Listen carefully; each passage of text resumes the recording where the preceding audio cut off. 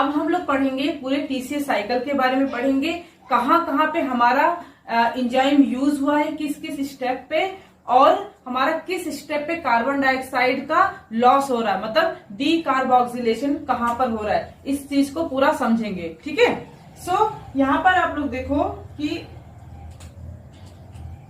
ये जो हमारा ग्लूकोज है, जैसे इससे पहले जो रिस्पिरेशन का जो ग्लाइकोलिसिस हो गया आपका, टीसीएस साइकिल जो अभी हम इस बार अभी पढ़ने जा रहे हैं, और इलेक्ट्रॉन ट्रांसपोर्ट चेन का, ये तीनों स्टेप जो होते हैं वो आपके रिस्पिरेशन में होता है। ठीक है। रिस्पिरेशन आपका दो तरह का होता है, एरोबिक रिस्पिरेशन एंड एनाएरोबिक रिस्पिरेशन। ठीक। जो हमारा ग्लाइकोलिसिस होता है वो सारे ऑर्गेनिज्म में होता है, क्योंकि वो ग्लाइकोलिसिस जो है आपके साइटोप्लाज्म में प्रेजेंट होता है, वो प्रोसेस आपका साइटोप्लाज्म में होता है। ठीक है।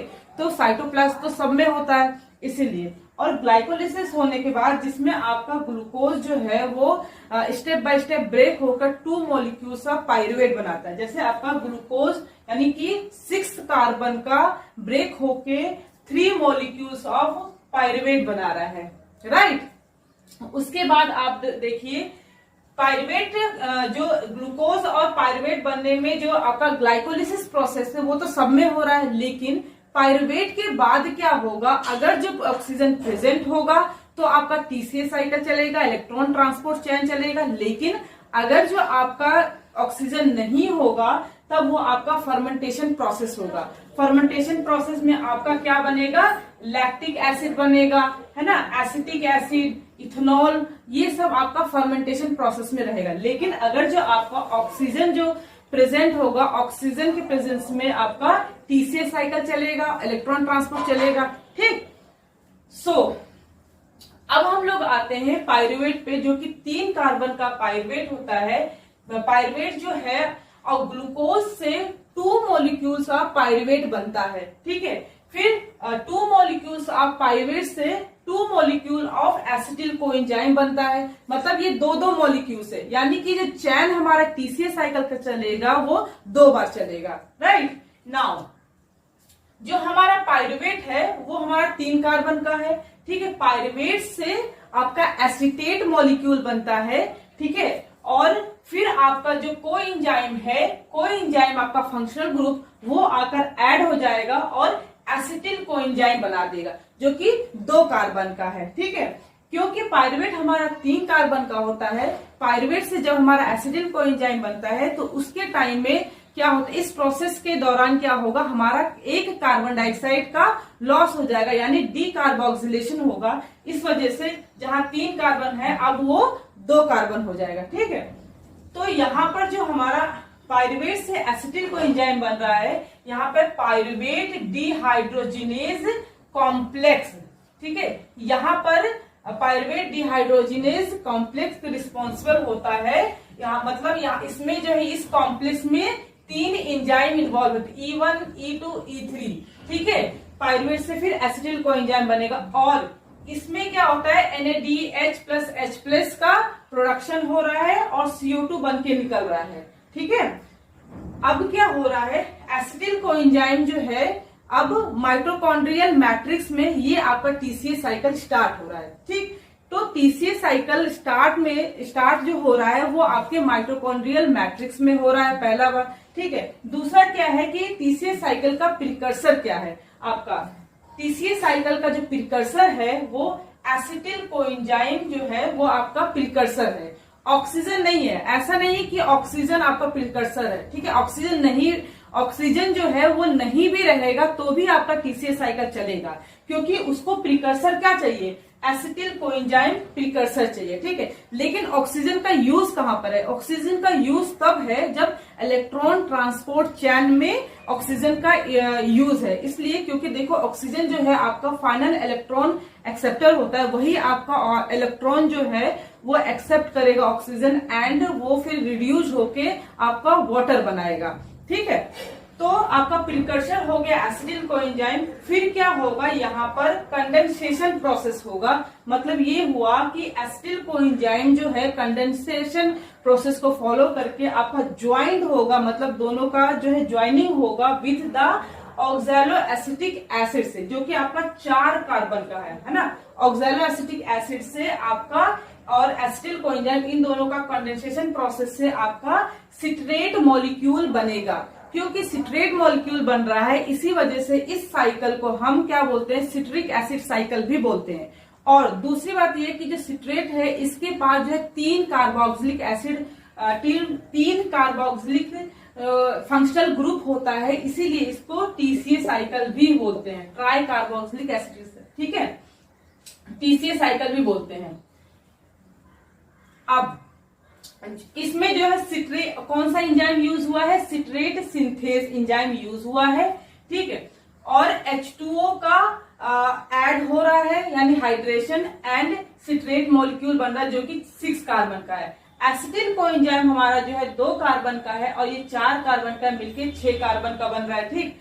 अब आपका सिट्रेट से आइसोसिट्रेट बन रहा है, कौन सा एंजाइम है, एकोनिटेज एंजाइम है, ठीक है। ये आपका 6 कार्बन का है। नाउ यहां पर आप ध्यान देना, देखो टीसीए साइकिल में जो है कहां कहां पे आप ध्यान देना, जो हम हाईलाइट करेंगे उस चीज पे आप जरूर ध्यान देना, ठीक है। कहां पर आपका कार्बन डाइऑक्साइड किस स्टेप पे निकल रहा है, रिलीज हो रहा है, कहां पे NADH FADH2 बन रहा है, और कौन सा एंजाइम कहां पर यूज हो रहा है, यही आपका मेन ध्यान देना है।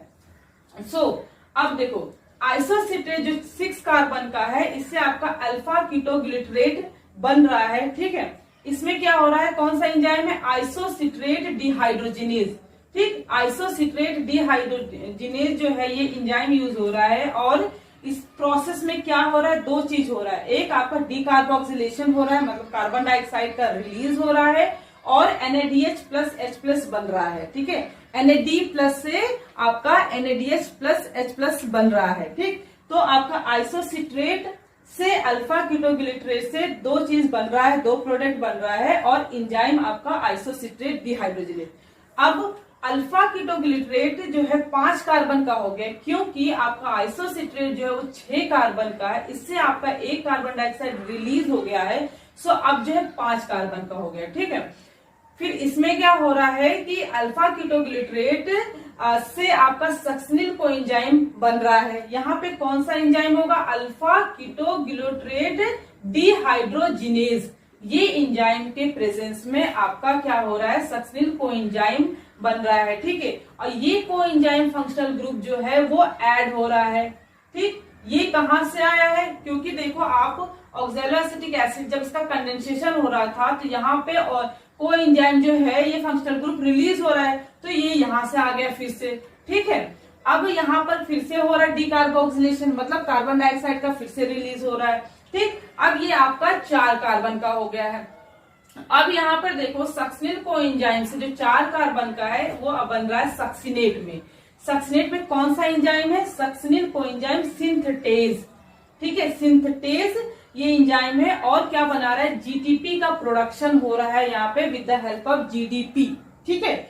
और यहाँ पर देखो जो हमारे फंक्शनल ग्रुप था कोएंजाइम, वो यहाँ पर रिलीज हो रहा है, ठीक है। नाउ अब यहाँ पर देखो जो सक्सिनेट जो कि 4 कार्बन का था, वो सक्सिनेट अब फ्यूमरेट में कन्वर्ट हो रहा है। कौन सा एंजाइम है, सक्सिनेट डिहाइड्रोजिनेज, ठीक है। यहाँ पर क्या हो रहा है, FADH2 का प्रोडक्शन हो रहा है, ठीक है। फिर फ्यूमरेट से आपका मेलेट भी बन रहा है, कौन सा एंजाइम है, फ्यूमरेज। यहाँ पर क्या हो रहा है, H2O का ऐड हो रहा है, ठीक। फिर 4 कार्बन से कौन सा एंजाइम है, मेलेट डिहाइड्रोजिनेज, ठीक है। फिर कौन क्या चीज बन रहा है, ऑक्सैलो एसिटिक एसिड बन रहा है, ठीक है। तो OAA जो हमारा जो 4 कार्बन का है वो कौन से एंजाइम से बन रहा है, मेलेट डिहाइड्रोजिनेज। अब ये OA फिर क्या करेगा, ये साइकिल को फिर से रीजनरेट करवाएगा, ठीक है। और NAD प्लस से NADH प्लस H प्लस, ये चीज आपका यहाँ पे बन रहा है, ठीक।